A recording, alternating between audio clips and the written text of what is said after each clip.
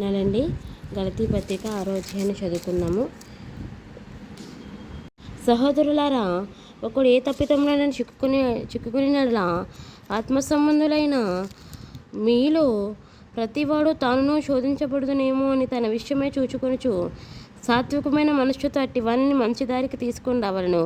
ఒకని భారములనొకడు భరించి ఇలాగ క్రీస్తు నియమమును పూర్తిగా నెరవేర్చుడి. ఎవడైనను వట్టివాడయుండి తాను ఎన్నికైన వాడనని ఎంచుకుని ఎడల తన్ను తానే మోసపరుచుకొనును. ప్రతివాడును తాను చేయు పనిని పరీక్షించి చూచుకొనవలెను.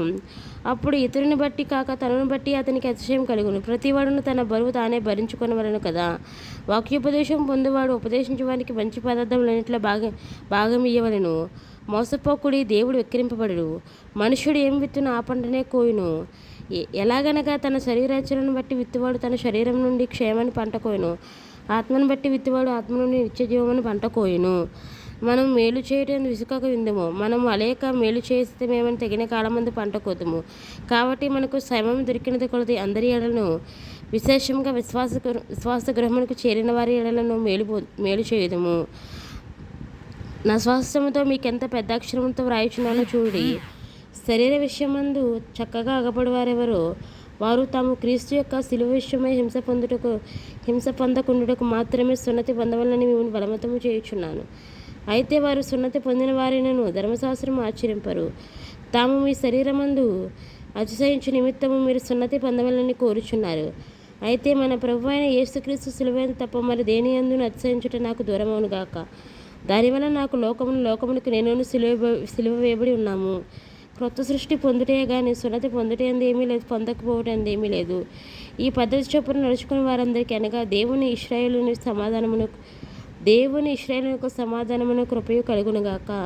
నన్ను యేసు యొక్క ముద్రలు నా శరీరమును ధరించి ఉన్నాను. నేను యేసు యొక్క ముద్రలు నా శరీరమును ధరించి ఉన్నాను. ఇక మీదట ఎవడు నన్ను శ్రమ పెట్టవద్దు. సహోదరులారా, మన ప్రభువైన యేసుక్రీస్తు కృప మీ ఆత్మతో ఉండునుగాక. ఆమెన్. దేవుడు తన పరిశుద్ధమైన వాక్యం దీవించి ఆశీర్వదించునుగాక. ఆమెన్. సర్వోన్నతుడ, సర్వాధికారి, సర్వాంతర్యామి యేసయ్యా, నీకే స్తుతులు, నీకే స్తోత్రం, నీకే వందనాలు ప్రభా. ఈ యొక్క దినం చూడడానికి ప్రభా ఇచ్చిన గొప్ప శ్రేష్టమైన అవకాశాన్ని బట్టి, గలతీ పత్రిక 6వ అధ్యాయాన్ని ధ్యానం చేసుకోవడానికి ఇచ్చిన శ్రేష్టమైన అవకాశాన్ని బట్టి సన్నిధిలో వందనములు, స్తుతులు, స్తోత్రములు ఆచరిస్తున్నాం ప్రభా. మేము అల్ఫలం అయోగ్యం తండ్రి అని పిలవడానికి సరిపోయినటువంటి పాపులం ప్రభా. మా యొక్క జీవితాన్ని క్షమించి కనికరించి కృపను చూపించి ఎల్లవేళలా కాపాడే దేవుడు నీవే కదా తండ్రి. తండ్రి అని మొర్రపెట్టే ఆత్మను మాకు ఇచ్చావు తండ్రి. అబ్బా తండ్రి అని మొర్రపెట్టుకోవడానికి ప్రభా మాకు నీ ఆత్మని ఇచ్చినందుకు నీకు వందనాలు ప్రభా. అయ్యా తండ్రి, మా కొరకు ఆదరణకర్తను నన్ను ఈ లోకానికి పంపించిన విధానం కొరకు నీకు వందనాలు ప్రభా. నీ వచ్చినప్పుడు ప్రభా నేను ఎదుర్కొనే గుంపుల మమ్మల్ని ఉంచండి ప్రభా. ఈ వాక్యమైన బిడ్డలందరినీ జ్ఞాపకం చేసుకోండి, దయతో జ్ఞాపకం చేసుకోండి, మరొక జ్ఞాపకం చేసుకోండి. వారికి అంతరంగ కోరికలను తెచ్చండి, వారికి బహిరంగ కోరికలను తెచ్చండి, యుక్తకాలం ముందు నెరవేర్చండి. వారికి ప్రార్థన విన్నపాలన్నీ మీ పాద సన్నిధికి చేర్చుకోండి ప్రభా. వారికి ఏవి కొదవుగా ఉండి నీ సన్నిధిలో మోకరించి ప్రార్థన చేసి అడుగుతున్నారు ప్రభా. అడుగు వాటన్నిటిని పొందుకునే జీవితాలను వారికి అనుగ్రహించండి నాయన. యేసయ్యా, నీకే స్తుతులు, నీకే స్తోత్రాలు. అయ్యా, నీ రాకడ వచ్చినప్పుడు ఈ రాకడలో ఎత్తబడగలిగే ధన్యత ఇచ్చండి. మారు మనసు లేని వారికి మారు మనసు, రక్షణ లేని వారికి రక్షణ, బాప్తిష్మం లేని వారికి బాప్తిష్మాన్ని ఇచ్చండి, నడిపించండి అయ్యా నాయన. యేసయ్యా, అలాగే గర్భఫల దీవెన లేని వారికి గర్భఫల దీవెన అనుగ్రహించండి నాయన. యేసయ్యా, వివాహ దీవెన ఆలస్యమైన వాళ్ళకి వివాహ దీవెన జరిగించండి నాయన. యేసయ్యా, గృహ నిర్మాణం జరగడానికి ఆలస్యమైన వాళ్ళ గృహ నిర్మాణం జరగడానికి సహాయం చేయండి. ఆర్థిక సమస్యలతో బాధపడుతున్న వారికి ఆర్థిక సమస్యలు తీసివేయండి. ఈ లోకంలో ఎంత సంపాదించినా ఏది మా వెనక రాదు కానీ ప్రభాదని అక్షయమని రాజ్యం కొరకు మేము బ్రతికేవారిగా, అక్షయమని రాజ్యం కొరకు మేము పాటుపడేవారిగా ఉండడానికి, నీవిచ్చిన నిజమైన రక్షణను పొందుకునేవారిగా నాయన మేము ఉండడానికి సహాయం చేయండి. క్రైస్తవుల మీద, సేవకుల మీద జరుగుతున్న దాడులను జ్ఞాపకం చేసుకుని వాటెల్లటిని ఆపండి ప్రభా.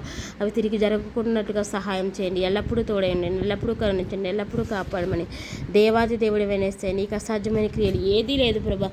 మా జీవితంలో ఏదీ లేదు నాయన. మంటి నుంచి నాయన మానవుని చేసిన దేవుడు, నోటి మాటతో సమస్త సృష్టిని చేసిన దేవుడు, చనిపోయిన వారిని తిరిగి బ్రతికించిన దేవుడు కదా ప్రభా. నీకు అసాధ్యమైనది ఏదీ లేదు ప్రభా. అయ్యా తండ్రి నాయన, మాకేది కావాలని హృదయపూర్తిగా అడిగినప్పుడు ప్రభా అది మాకు క్షేమమైతే తప్పకుండా దయచేస్తావు ప్రభా నాయన. యేసయ్యా ప్రభా, మా జీవితాలు ఏ కార్యమైతే ప్రభా ఆలస్యం అవుతూ ఉందో ప్రభా దాన్ని ఎలా నెరవేర్చమని యేసు నామములో వేడుకుంటున్నాం తండ్రి. ఆమెన్.